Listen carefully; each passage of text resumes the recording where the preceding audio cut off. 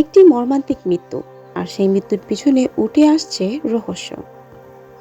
ভারতীয় অভিনেতা রাহুল অরুণোদয় গঙ্গোপাধ্যায়ের পানিতে ডুবে মৃত্যুর ঘটনা ময়নাতদন্তের রিপোর্টে উঠে এসেছে কিছু চাঞ্চল্যকর তথ্য।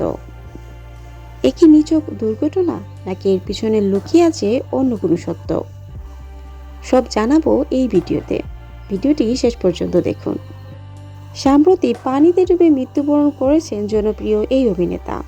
প্রাথমিক ধারণা করা হচ্ছে এটি একটি দুর্ঘটনা। ঘটনার সময় তিনি একা ছিলেন কিনা, তার সঙ্গে অন্য কেউ ছিল, এ নিয়েও তৈরি হয়েছে ধোঁয়াশা।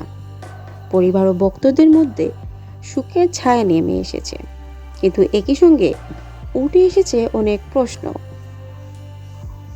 সবচেয়ে বড় মোড় আসে ময়নাতদন্তের রিপোর্ট প্রকাশের পর।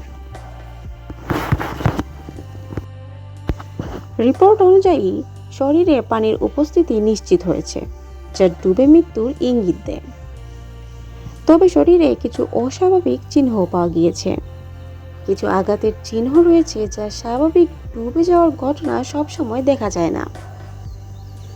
বিশেষজ্ঞদের মতে এই আঘাতগুলো আগে নাকি পরে লেগেছে তা নির্ধারণ করা খুবই গুরুত্বপূর্ণ। এদিকে আরও জানা গিয়েছে, মৃত্যুর সময়কাল ও ঘটনাস্থলের পরিস্থিতির মধ্যে কিছু অসঙ্গতি থাকতে পারে।